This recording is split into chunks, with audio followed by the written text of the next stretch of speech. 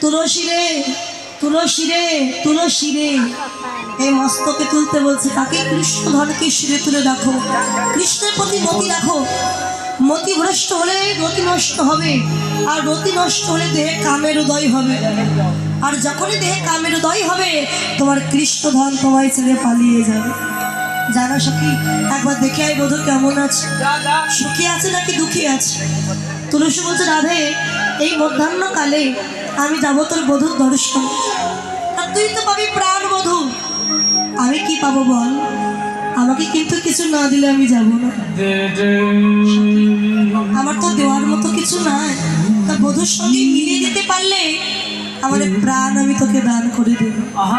না রাধে।